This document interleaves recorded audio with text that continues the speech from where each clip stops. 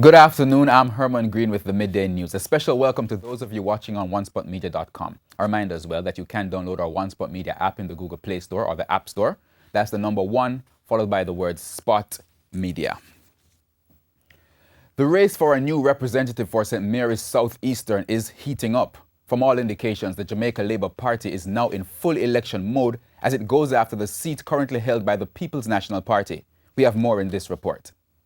There is no indication from the Prime Minister of a date when a by-election will be called in St. Mary's Southeastern to replace the late Dr. Winston Green. But that has not stopped members of his party from getting into full election mode.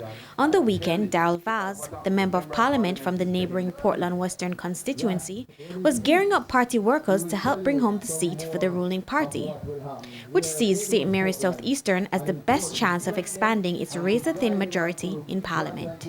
32-31. That is not comfortable for the Prime Minister.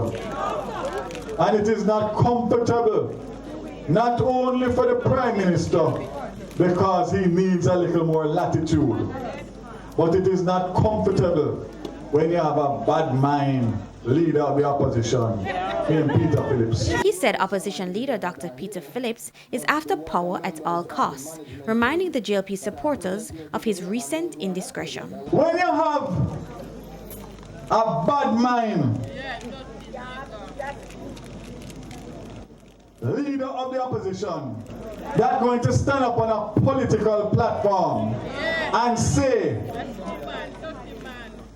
that the comrades must get ready because any number can play. Yes. Because one can dead, one can go prison, and one can go mad. Let me make it clear. Let me make it clear that that is a man that is desperate for power at all costs. Mr. Vaz dismissed Dr. Phillips' apology. When man talk them thing there, and by chance man talk that, you know. So when you come and give me your apology, you don't want that. Because me within myself and you within yourself know that what it say, it mean. But that it say on the platform, you know, Tom drunk, but Tom no fool. So ladies and gentlemen, let me say clearly that we have a responsibility to give Andrew Honey's Southeast St. Mary to make it 33-30. Simone Golding reporting for TVJ News. Plans are currently being put in place to relocate some government buildings outside the town of Port Antonio, Portland to Boundbrook in the parish. The announcement was made by Member of Parliament for West Portland, Darrell Vaz, at a meeting earlier this week. Most of the government offices in and around Port Antonio are in plazas and they are not conducive to serving the public. So we want to make sure that we find an area that in Port Antonio that we can put as much of the government services as possible. Water Commission, the Labor and Social Security, all of those places that you visit frequently, the tax office, and you go there and sometimes you have to stand outside in a line in the sun out, or you go there, there's no chair for you to sit in because the office is full and you have to stand up in the hallway. The government is again promising to enforce the laws related to natural disasters, particularly hurricanes. Speaking in Parliament yesterday, Local Government Minister Desmond McKenzie pointed to the Disaster Risk Management Act of 2015. The regulations are almost ready to advance the cause so that if we are so advised that the directive can be given to the most Honorable Prime Minister to declare any area in Jamaica an area where evacuation must be undertaken in times of disaster. Meantime, opposition member Dr. Morris Guy raised concerns about how quickly Jamaica has moved to help Jamaicans living in islands devastated by recent storms. I'm asking whether there are more definitive plans to get them home as opposed to seeing what can be done. Because, Minister, the other Caribbean territories have been repatriating their nationals home. You would appreciate and understand, based on what has taken place so far, it is difficult to find almost everybody, because in most cases, one of the concerns that has been raised is that a proper assessment has to be done, because, you know, there are many islands who sound like Jamaicans, and you don't want to take the wrong person out of their space. A Jamaica Irma Relief Fund has been set up at National Commercial Bank, account number 21-238-7304. Meanwhile, on the heels of the passage of Hurricane Irma and the impact on small Caribbean states, opposition spokesman on local government Noel Arscott says he has some concerns about Jamaica's capacity to deal with a natural disaster of such magnitude. He's of the view that the time has come for the government to seriously take a look at building practices as well as establishing a sustainable drain cleaning and maintenance program. We have seen the devastation, especially the houses made of wood, totally decimated in the Eastern Caribbean as well as in the United States. We have to ensure that we quickly look at our building code and ensure that we enforce it. Just last Friday I was in Kingston, and there's a very outer band of the Hurricane Irma hit Kingston, and the flooding was imminent. Cars were shutting down. There was a gridlock in Kingston. The Nurses Association of Jamaica will be heading to the Finance Ministry today as it prepares for wage negotiations for the 2017-2019 contract period. Our wage claims, and to explain to them what is it we have been claimed, and then after that we will actually go to government to do the proposal. President of the Nurses Association of Jamaica, Janet Korfar, declined to comment on the 6% wage offer presented by the government to other public sector groups. The Jamaica Constabulary Force, JCF, is seeking the public's assistance in identifying and apprehending a burglar who broke into a house off East Kings House Road in St. Andrew. Video surveillance shows the thief surveying the property, seemingly to determine the most valuable items. He eventually unplugs and removes a flat-screen television set and other electronic gadgets before exiting the premises. The police are asking persons who know this individual or his whereabouts to contact the police 119 emergency number or the nearest police station. And we will have more on this story in subsequent newscasts. TVJ News has been informed that several popular entertainers and members of their entourage are among those who have received letters from the Firearm Licensing Authority, FLA, instructing them to return their guns. It's reported that the individuals have been complying. The letters were issued as part of efforts by the FLA to recover guns after it was discovered that the permits were issued under questionable circumstances. More than 60 of the firearm holders have returned their guns to the FLA since last week. The individuals were fingerprinted after handing over the weapons. The Horace Clark High School in Islington, St. Mary has received much-needed help to repair the facility. Representatives of the Mystic Mountain Foundation painted sections of the school, installed lights, and fixed the grills.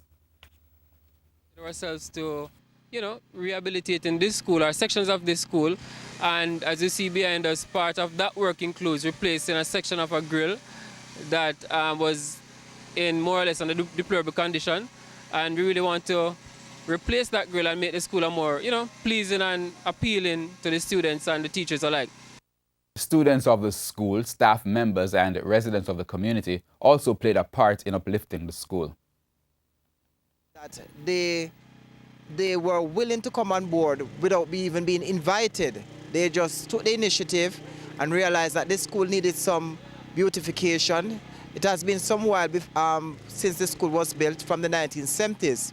And since that time, the school has been poorly maintained.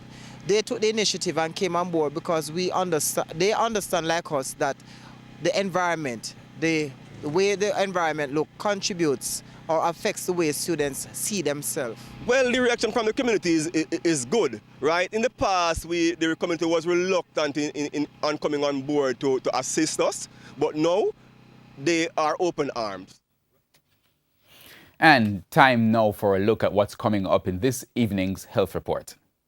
The next edition of the health report, one cancer survivor is sharing her experience about not just having one condition, but also another underlying medical condition. It's the first my experience because all the while people come to me and tell me how them feel about cancer and things, you know. I'm always sorry for them and things like that. But, well, I can tell you, say, it is terrible. It's a terrible thing. Terrible. Because I tell her, my dear, you know, pretty. That's the health report this evening in Primetime News. And now for today's healthy living tip. In order to prevent womb cancer, eat a healthy diet, exercise, and do regular checks with your family doctor.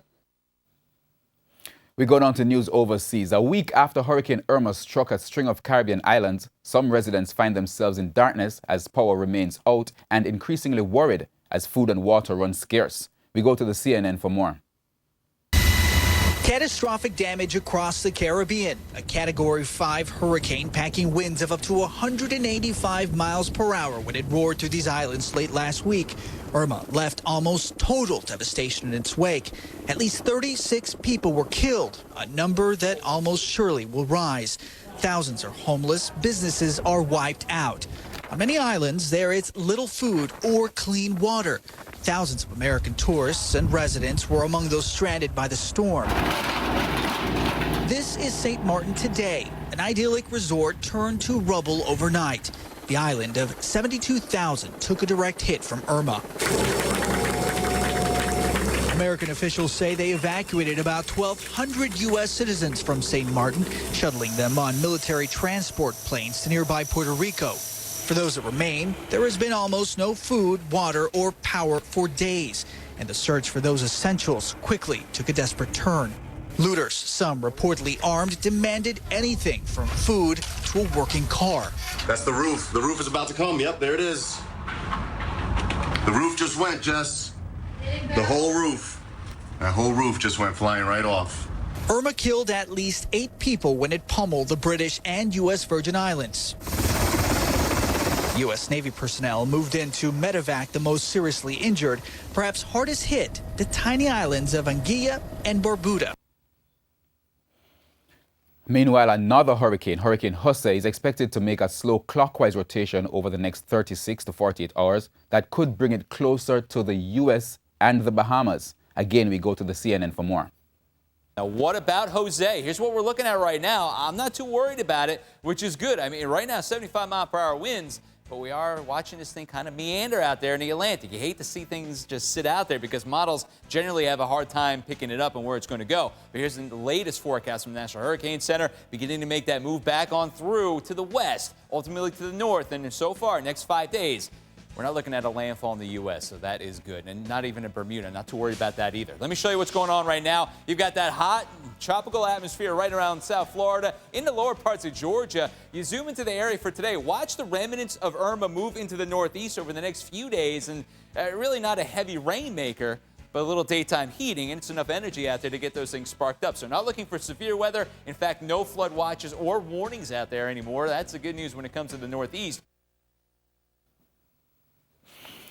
We go down to sports. TVJ Sports understands that a no-confidence motion could be passed against the Handel Lamy-led Amateur Swimming Association of Jamaica executive at the association's council meeting in Kingston today. Understands that the Amateur Swimming Association of Jamaica members have become increasingly disgruntled once again with the operations of the ACJ executive led by Handel Lamy, and that also includes General Secretary Lavina McClure and Treasurer Florence Williams. TVJ Sports sources say they are expecting a fiery council meeting on Wednesday, especially with calls for a special voting general meeting to be held being ignored by President Lamy. If the no-confidence motion is passed, it would be the second such move against Lamy, who was elected in December 2015. Lamy had survived a similar no-confidence motion in December 2016. But the association has been without a vice president since that time, and this is also among the grouses being put forward by the disgruntled members. It is also understood that 4 of the 5 FINA-certified swimming referees in the island have stated their unwillingness to work with the present ACJ executive. The next scheduled ACJ AGM voting Congress is actually set for November this year, when Lamy's 2-year tenure is due to end. Jermaine Brown reporting for TVJ Sports. Thanks, Jermaine. And that wraps up the Midday News. I'm Herman Green. Join us at 7 for the Primetime News Package. On behalf of the news, sports, and production teams, good afternoon.